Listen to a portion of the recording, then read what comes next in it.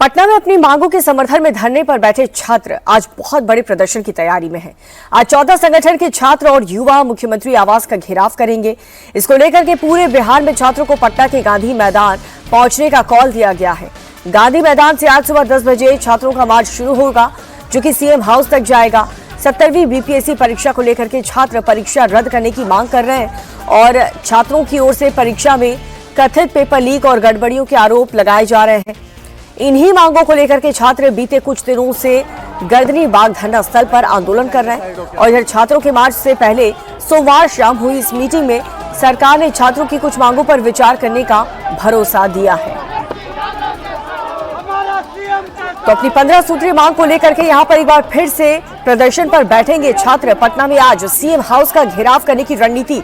इससे पहले छात्रों ने यह अल्टीमेटम दिया था कि अगर उनकी मांगे जल्द से जल्द नहीं सुनी गई, उनकी हर शर्त पर बातचीत नहीं हुई, तो वो सीधे सीएम हाउस का घेराव करेंगे। और आज वही दिन है, स्टूडेंट सीएम हाउस का घेराव करने वाले हैं।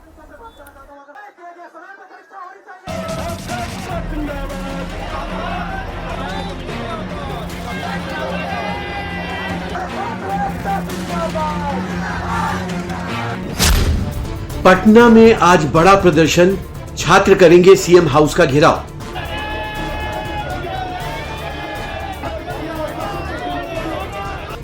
बीपीएससी के अफसर के बिगड़े बोल, सम्राट के एक्शन से डैमेज कंट्रोल।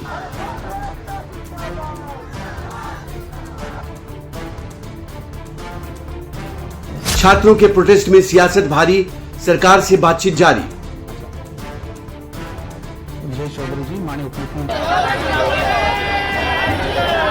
पटना में जारी छात्रों के प्रोटेस्ट के बीच आज बड़े प्रदर्शन की तैयारी है। आज प्रदर्शनकारी छात्र अपनी मांगों को लेकर सीएम हाउस का घेराव करने वाले हैं। आंदोलन कर रहे सभी 14 संगठनों ने पूरे राज्य भर में छात्रों को गांधी मैदान पहुंचने का कॉल दिया है। सुबह 10 बजे गांधी मैदान के गेट नंबर 10 से सीएम हाउस तक के लिए मार्च शुरू होगा। लोग का जो कॉल है उसमें छात्र संगठन के तमाम अभ्यर्थी जो तमाम 15 सूत्री मुद्दे हैं उसको लेकर सरकार गंभीरता पूर्वक बात की है और मुख्यमंत्री के स्तर पर बातचीत होने की एक चिट्ठी जो वहां गया हुआ है, हो सके आंदोलन के पहले या आंदोलन के बाद, क्योंकि कॉल बुलाया गया तो बड़ी संख्या में अभ्यर्थी वहां जमा हो रहे हैं। जो हम लोग का आंदोलन होगा वो ऐसा होगा कि एक तरह के एक डायरेक्शन में होगा, सही पॉजिटिव वे में। सरकार को हम धन्यवाद देते हैं। हमारे 14 संगठन उन्होंने जो कॉल बुलाया है वो हमारा बिल्कुल डायरेक्शन है, हम लोग बातचीत करेंगे, लेकिन कॉल है तो वो आंदोलन होगा। पटना के गर्दनी बाग में पिछले 7 दिनों से चल रहा स्टूडेंट्स प्रोटेस्ट मुख्य रूप से भर्ती परीक्षाओं में पारदर्शिता, लंबित नियुक्तियों, परीक्षा प्रक्रिया में बदलाव और शिक्षा व्यवस्था से जुड़े मुद्दों को लेकर है। अलग अलग संगठनों के छात्र अपनी जिन मांगों को लेकर प्रोटेस्ट कर रहे हैं उनमें 70वीं बीपीएससी परीक्षा रद्द करने, टीआरई 4 में एकल परीक्षा कराने और नेगेटिव मार्किंग हटाने जैसी मांगे शामिल हैं। छात्रों की मांग है कि पिछले 2 साल से भर्ती नहीं हुई है, ऐसे में एकल परीक्षा करवाकर बैकलॉग क्लियर किया जाए। मोर्चा ने ललित कला, संगीत, नृत्य और कंप्यूटर साइंस समेत उन विषयों में सीटें बढ़ाने की मांग की है जहां उनके अनुसार पर्याप्त सीटें नहीं है। इसके अलावा बीपीएससी के इंटर और स्नातक स्तरीय परीक्षाओं, दारोगा भर्ती, एईडीओ समेत लंबित परीक्षाओं की प्रक्रिया शुरू करने की मांग की गई है। इसके साथ ही छात्रों ने सभी भर्ती परीक्षाओं के लिए एग्जाम कैलेंडर जारी करने की भी मांग की है। वहीं विश्वविद्यालयों की स्वायत्तता का मुद्दा भी आंदोलन में शामिल है। सहायक प्राध्यापक भर्ती में 55 वर्ष की उम्र सीमा करने की मांग की गई है। 2008 रेगुलेशन के टेबल 3A को लागू करने की मांग भी छात्रों ने की है और कॉन्ट्रैक्ट की जगह अब स्थायी और नियमित नियुक्ति को भी इसमें शामिल किया गया है। आज अपनी इन्हीं मांगों को लेकर 14 संगठनों के छात्र और युवा सीएम हाउस का घेराव करने वाले हैं। उससे पहले सोमवार को सरकार की तरफ से प्रदर्शनकारी छात्रों से बातचीत की पहल की गई। बैठक के बाद छात्र नेता ने कहा कि उन्होंने अधिकारियों के सामने अपनी मांगे रखी हैं, जिसके बाद उन्हें सरकार तक उनकी बातें पहुंचाने का भरोसा दिया गया है। बहुत बहुत धन्यवाद देंगे हम बिहार सरकार को, बड़े अधिकारियों को। पहले डीएम और एसपी के स्तर से बातचीत हुई, उन्होंने कहा कि बिल्कुल आपकी मांग को हम सरकार तक पहुंचाएंगे और तुरंत हमारी बैठक शिक्षा विभाग के जो अधिकारी हैं, सचिव हैं राजीव रोशन, धर्मेंद्र कुमार जो सेक्रेटरी हैं और बीएसईबी के चेयरमैन एस त्यागराजन और इसके अलावा आर सज्जन कुमार जो प्राथमिक शिक्षा के डायरेक्टर हैं। ये 4 बड़े अधिकारियों के साथ हमारे शिक्षा विभाग की बातचीत हुई है। बिल्कुल कंक्लूड करेंगे। शिक्षा विभाग में हमारी मांग स्पष्ट है कि TRE 4 में एकल पद्धति की जो परीक्षा है, जो मांग को लेकर लगातार छात्र धरने पर बैठे हैं, उस मांग को सरकार ने लगभग क्योंकि वो ऑन रिटेन जब तक नहीं आता है, क्योंकि हमारा कॉल प्रोटेस्ट को बुलाया गया था, तो उन्होंने माना है कि एकल पद्धति परीक्षा और नेगेटिव मार्किंग हटे। इस पर लगभग सहमति उनके तरफ से एक पॉजिटिव वे में है कि ठीक बात है, ऐसा है तो हम उसको देख लेंगे, लेकिन हम इसको चाहते हैं कि आंदोलन को लेकर। दूसरा, लाइब्रेरी साइंस की बहाली को लेकर जो LET है उसको लेकर उन्होंने कहा 15 दिन के अंदर यानी आगामी सितंबर 15 तक LET का विज्ञापन जारी होगा। बिहार विद्यालय परीक्षा समिति पात्रता परीक्षा कराएगी। इसके अलावा हमारी कई मांगे थी। 1 कैंडिडेट 1 रिजल्ट। बड़े पैमाने पर फर्जीवाड़ा होता है, सीटें खाली रख दी जाती है, लोग एक जगह काउंसलिंग करा कर तमाम जगहों पर सीटें रहती है। 1 कैंडिडेट 1 रिजल्ट को उन्होंने माना है, स्वीकार किया है।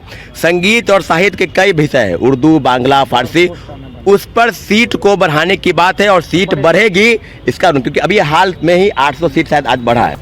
पटना के गर्दनी बाग में चल रहे प्रोटेस्ट को लेकर एक तरफ सरकार टेंशन में है तो विपक्ष इस आंदोलन का श्रेय लेने की कोशिशों में जुटा है। छात्रों के प्रोटेस्ट के पहले दिन नेता प्रतिपक्ष तेजस्वी यादव गर्दनी बाग धरना स्थल पर पहुंचे थे, तो वहीं CM हाउस घेराव के एक दिन पहले सोमवार शाम को भी तेजस्वी यादव ने गर्दनी बाग पहुंचकर प्रोटेस्ट कर रहे छात्रों से मुलाकात की और सरकार पर हमला बोला। लोगों की क्या मांग है?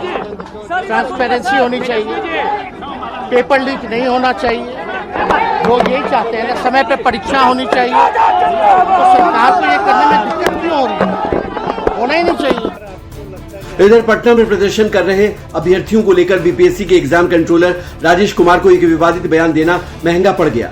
छात्रों के साथ साथ तेजस्वी यादव ने भी इस मुद्दे पर एग्जाम कंट्रोलर से माफी की मांग की। सबसे बड़ी बात ये है कि अगर आपको लगता है कि आपके आरोपों में कुछ तथ्य है तो कोर्ट क्यों नहीं चले जाते हैं? ये तो 70th के PT वाला हाल है कि हाँ सबूत है, कोर्ट में जाके सब धराशायी हो गए। नहीं, ये आयोग का काम नहीं है। सुनिए प्रीतम जी, एक कहावत सुने होंगे, इसको काट दीजिएगा, हाथी चले बाजार कुत्ता भौंके हजार। आयोग का काम नहीं है। पारदर्शिता के साथ मेरा काम करना है। अगर कहीं गड़बड़ी है तो सर फोरम खुला हुआ है। तो हम ही लोग को ना बोला गया, तो हम ही लोग ना उनको वोट देकर जितवाते हैं। कुत्ते ही ना, कुत्ता ही वोट से मुख्यमंत्री बने हैं। मिथिलेश तिवारी जो शिक्षा मंत्री है, वो शिक्षा मंत्री कुत्ते की वोट से बने हुए हैं। शिक्षा मंत्री से संभल नहीं रहा, उनको बोलने का कुछ बोलते हैं कुछ। हम ही लोग वोट देते तभी ना वहाँ पे गए हैं, वो कुत्ता ही वोट देता है तभी ना वहाँ पे गए हैं। BPSC के अधिकारियों ने बच्चों को कहा कुत्ता भौंके हजार, हाथी चले बाजार। अब ये सोचने की बात है कि सबसे पहले ये PT मेंस की बात कहाँ से आती है? PT मेंस की बात वहां से आती है जब AEDO का पेपर लीक इन लोगों से संभला नहीं। अपना चिप्पी ये लोग साट नहीं सकते हैं, अपना भ्रष्टाचार का रास्ता ये लोग बंद नहीं कर सकते हैं, अपने BPSC के अंदर के आयोग के लोगों को जांच नहीं करा सकते हैं। जो 15 लाख शिक्षक अभ्यर्थियों के ऊपर जबरदस्ती ये लोग थोप रहे हैं, हम लोग को कतई मंजूर नहीं है। उनको कहने दीजिए, उनको वक्त आने पर उनको पता चल जाएगा। आज वो पोस्ट पे तो बहुत बोल रहे हैं ना, लेकिन ऐसा मत है कि उनको पोस्ट से हटना पड़ जाए, फिर कुछ बोलने लायक नहीं रह जाएंगे। मामला ने तूल पकड़ा तो एग्जाम कंट्रोलर ने माफी तो मांग ली, लेकिन तब तक काफी देर हो चुकी थी। BPSC एग्जाम कंट्रोलर के बयान से नाराज छात्रों की खबर CM हाउस तक पहुंच चुकी थी। CM सम्राट चौधरी ने बड़बोले अफसर पर फौरन एक्शन लेते हुए सस्पेंड कर दिया। एक तरफ छात्रों से सरकार की बातचीत जारी है तो वहीं छात्र आंदोलन शुरू होने के बाद से बिहार सरकार ने भी कई कदम उठाए हैं। मंगलवार को जब छात्रों का प्रोटेस्ट गर्दनी बाग में शुरू हुआ, उसी दिन BPSC ने शिक्षकों की बहाली के लिए नोटिफिकेशन निकाला।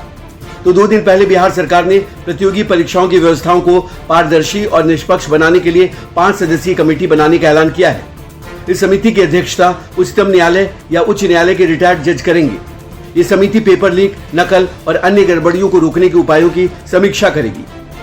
इधर पटना के गर्दनी बाग में पिछले 21 दिनों से अनशन कर रहे all PhD holders and research association के छात्रों और बिहार के राज्यपाल के बीच सोमवार शाम 2 बजे तक बातचीत हुई। इस बातचीत के बाद अनशनकारी छात्रों ने अपना अनशन वापस लेने का ऐलान कर दिया। स्टूडेंट प्रोटेस्ट को लेकर गवर्नर की पहल के बाद एक गुट का आंदोलन तो खत्म हुआ है, लेकिन छात्रों का दूसरा गुट अभी धरने पर है और आज CM हाउस का घेराव करने वाला है। और आज लखनऊ में UPSSSC भर्ती में वेटिंग लिस्ट की मांग को लेकर के अभ्यर्थियों का प्रोटेस्ट है। जिसपे अभ्यर्थी आज अपनी मांगों को लेकर के डिप्टी सीएम ब्रजेश पाठक के आवास का घेराव करेंगे। भर्ती में वेटिंग लिस्ट और कैंडिडेट विड्रॉल की मांग को लेकर के छात्र लगातार प्रोटेस्ट कर रहे हैं और सरकार के अलग अलग स्तरों पर अपनी बात रख रहे हैं। छात्रों का दावा यह है कि वो सरकार के प्रतिनिधि और अधिकारियों से मुलाकात कर चुके हैं और ज्ञापन देकर के वेटिंग लिस्ट की व्यवस्था लागू करने की मांग कर चुके हैं, लेकिन अब तक कोई भी सुनवाई नहीं हुई, जिसके बाद से आज छात्र डिप्टी सीएम के आवास का घेराव करने वाले हैं। अब प्रतियोगी परीक्षा में फर्जी दिव्यांग सर्टिफिकेट और सॉल्वर गिरोह का भंडाफोड़ करते हुए यूपी एसटीएफ और कानपुर पुलिस ने 4 आरोपियों को अरेस्ट कर लिया है। आरोप यह है कि गैंग दिव्यांगों के फर्जी प्रमाण पत्र बनवाकर उनके सहायक के नाम पर सॉल्वर बैठाता था।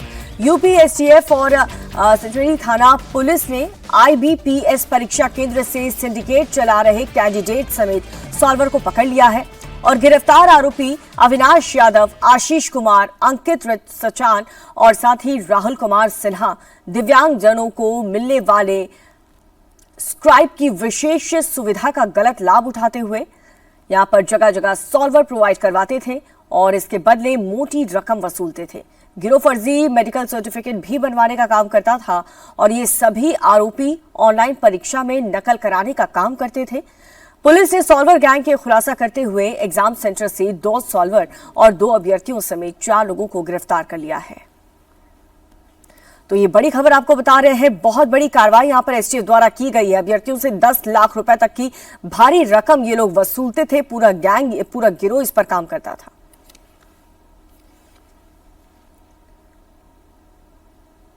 मनुस्मृति पर टिप्पणी करने को लेकर के यूपी के सीएम योगी आदित्यनाथ ने राहुल गांधी पर करारा प्रहार किया है। कल रायबरेली के दौरे पर सीएम योगी आदित्यनाथ ने राहुल गांधी पर निशाना साधा। योगी ने कहा कि मनुस्मृति पर खुल करके चर्चा होनी चाहिए, जो गलत बातें हैं वो भी बतानी चाहिए, लेकिन जो अच्छी बातें कही गई हैं उनकी अनदेखी नहीं होनी चाहिए। योगी ने कहा कि कांग्रेस हमेशा भारत की विरासत की, हमारी सांस्कृतिक परंपराओं की नकारात्मक छवि पेश करती रही है। राहुल गांधी भारत की पारिवारिक व्यवस्था को खत्म करना चाहते हैं और इसीलिए वो मनुस्मृति की गलत व्याख्या कर रहे हैं। योगी ने कहा कि हर चीज को शक की नजर से देखना, अपमान करना राहुल की आदत बन चुकी है। ये बहुत खतरनाक है।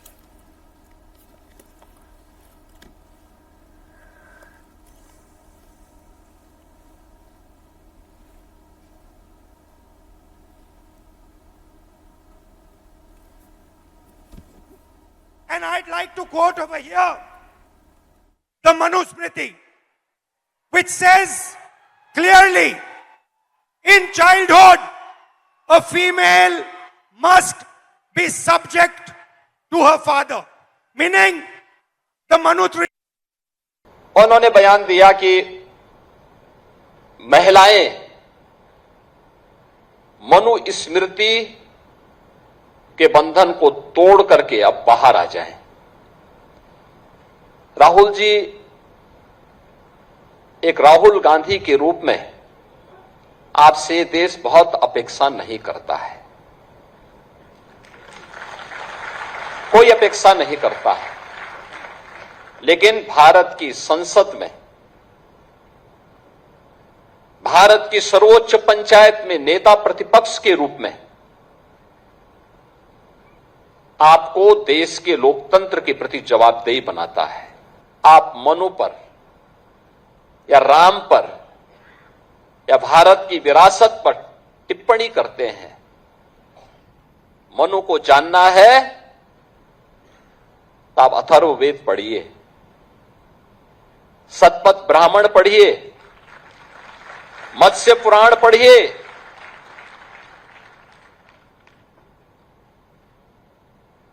आपको सारी जानकारियां मिल जाएंगी। अगर मनुस्मृति ने ये बात कही है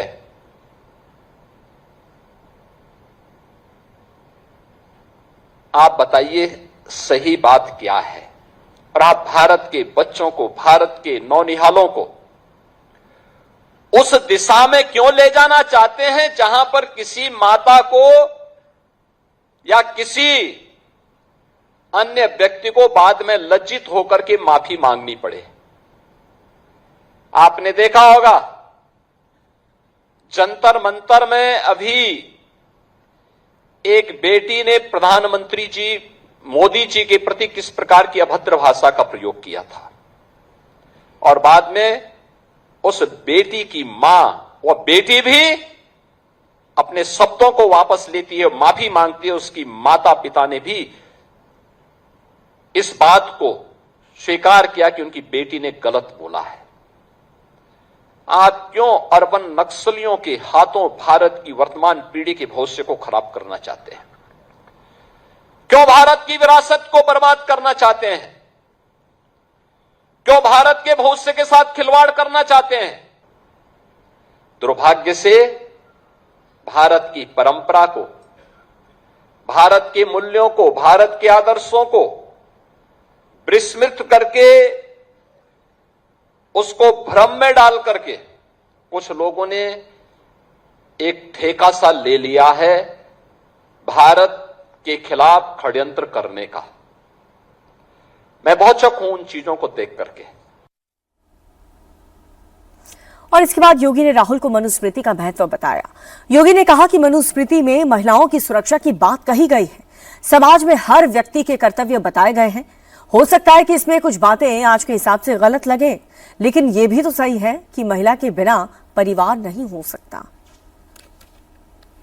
आपको मनुस्मृति को मानना है मानिए, नहीं मानना है मत मानिए, लेकिन मनुस्मृति की अच्छाइयों को भी बताइए और बुराइयों को भी बताइए। बहस करिए इस पर।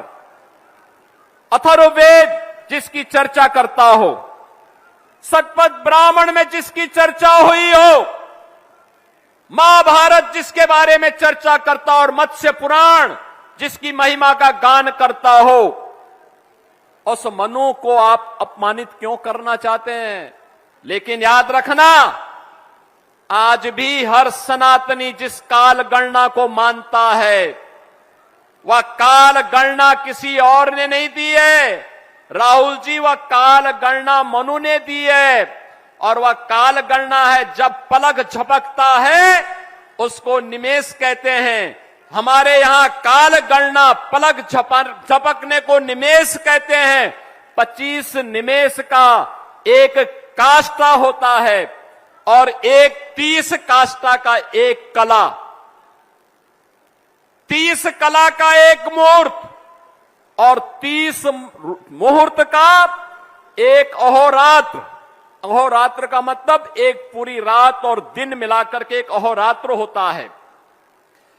15 दिन यानी एक 15 अहोरात्र का एक पक्ष होता है और 2 पक्ष का यानी कृष्ण पक्ष और शुक्ल पक्ष, हर महीने में 2 पक्ष चलते हैं, तो 2 पक्ष का एक माह होता है। 6 माह का एक अयन होता है और 2 अयन का एक वर्ष होता है। 43,32,000 वर्ष का एक महायुग हमने माना है, एक पर्याय माना है। 31 पर्याय को एक मनवंतर के रूप में माना है और 14 मनवंतर को एक कल्प के रूप में माना है। यह भारत का काल गणना है और ये किसी और ने नहीं। राहुल जी, ये आपके नाना ने नहीं दिया है, पर नाना ने नहीं दिया है, आपकी दादी ने नहीं दिया है, ये दिया है मनु ने दिया है, ये मनु ने दिया है। और अब देखिए, राहुल के साथ ही सीएम योगी आदित्यनाथ ने यूपी के कांग्रेस अध्यक्ष अजय पर भी निशाना साधा है। योगी ने यूपी कांग्रेस के अध्यक्ष अजय राय के अयोध्या दौरे का जिक्र किया। उन्होंने कहा कि कांग्रेसियों का चरित्र डबल स्टैंडर्ड वाला है। आजकल कांग्रेस के नेता राम राम चिल्ला रहे हैं, अयोध्या में आकर भगवान के दर्शन का नाटक करते हैं, इसके बाद मछली भात की पार्टी करते हैं। योगी ने कहा कि कांग्रेस ने बेशर्मी की सारी हदें लांघ दी हैं। आस्था के स्थल पर मछली का भोजन किसी को शोभा नहीं देता है। प्रभु राम से करोड़ों लोगों की आस्था जुड़ी है, लेकिन कांग्रेस को इन सबसे कोई लेना देना नहीं। कल कांग्रेस के प्रदेश अध्यक्ष का आपने आचरण देखा होगा। हनुमानगढ़ी में दर्शन करने जाते हैं और बाहर जाकर के मछली का दावत उड़ाते हैं, ये राम राम चिल्लाते हैं। बेशर्मी की भी एक सीमा होती है। किसने कहा था फिर मंदिर जाने के लिए?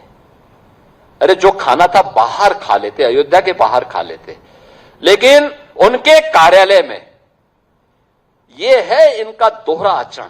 गिरगिट भी शर्मा जाता है इन लोगों के सामने, तो वो भी शर्मा जाता होगा कि मनुष्य के रूप में हमारी कौन सी ऐसी प्रजाति हो गई है कि जो वहां मंदिर में राम राम चिल्ला रहे हैं, बजरंगबली के सामने दंडवत होने का ढोंग कर रहे हैं, लेकिन बाहर जाकर के मछली की दावत उड़ा रहे हैं, मछली की दावत उड़ा रहे हैं। इनकी पुराना इतिहास है इस प्रकार का। प्रदेश अध्यक्ष कांग्रेस का, इनके भाई की हत्या की थी एक माफिया ने, और यह व्यक्ति उस माफिया के खिलाफ बयान देने के लिए नहीं गया, बल्कि उसके सामने उसके घुटने टेक करके नतमस्तक हो गया। अपने भाई के हत्यारे को यह व्यक्ति दुर्दांत माफिया के सामने घुटना टेक चुका था। और तो सरकार आई, इस सरकार ने फिर रगड़ करके उसकी भूसी निकाल दी।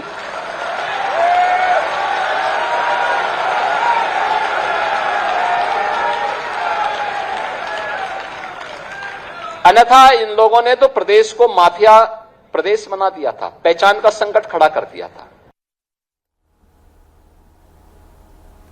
अब अजय राय एक दिन पहले अयोध्या गए थे और उन्होंने हनुमानगढ़ी में दर्शन किए। इसके बाद वो निषाद समाज से एक कार्यक्रम में शामिल हुए। इस भोज में मछली की दावत दी गई। इसका वीडियो भी सर्कुलेट हुआ तो अजय राय पर अयोध्या की पवित्रता को भंग करने का आरोप लगा। अब इस पर योगी आदित्यनाथ ने कांग्रेस के नेताओं को ढोंगी करार दिया है, जिससे अजय राय काफी तिलमिला उठे। उन्होंने तुरंत योगी को जवाब दिया। अजय राय ने कहा कि योगी जी अगर अयोध्या में मछली खाने का एक भी सबूत दे दें तो वो अपने पद से इस्तीफा दे देंगे, और अगर आरोप साबित नहीं हुए तो योगी को इस्तीफा देना होगा। हम सब लोग सनातनी हैं और सनातन धर्म का पूरा पालन करने वाले लोग हैं, काशीवासी हैं, और भाजपा की तरह दिखावटी नहीं है, इनकी तरह मेरा दोगला चरित्र नहीं है। मैं अगर कोई काम करूंगा तो डंके की चोट पर उसको बताऊंगा और कहूंगा। अगर योगी जी के पास मेरी कोई फोटो वीडियोस हैं मछली खाते हुए, सामने दिखा दें, मैं तत्काल इस्तीफा देने के लिए उनको मांगना नहीं पड़ेगा, मैं खुद इस्तीफा दे दूंगा। नहीं है तो योगी जी को गेरुआ वस्त्र पहनकर वो बोल रहे हैं संत हैं, सनातनी हैं और गोरखनाथ पीठ के महंत हैं, उनको तत्काल मुख्यमंत्री पद से इस्तीफा देना पड़ेगा। तुरंत इस्तीफा दें और साबित करें, मेरा फोटो वीडियोस कहीं है दिखा दें। मैं बिल निश्चित तौर से मैं तैयार बैठा हूं कि मैंने सनातन धर्म का अपमान किया है। ये तो रोज सनातन का अपमान करते हैं। ये अब इनके राष्ट्रीय अध्यक्ष नॉनवेज खाते हैं आंध्रा में और कहते हैं कटहल खा रहे हैं। साउथ के में कहीं भी व्यंजन में कटहल है क्या? ये पूरी तरीके से झूठे और केवल जनता को ठगने वाले लोग हैं। और निषाद समाज का तो काम ही है मछली पालन करना, मछली बेचना, मछली खाना। वो निषाद समाज का अपमान कर रही है भाजपा। निषाद समाज कभी भूलेगा नहीं और भारतीय जनता पार्टी को निश्चित तौर से सबक सिखाएगा।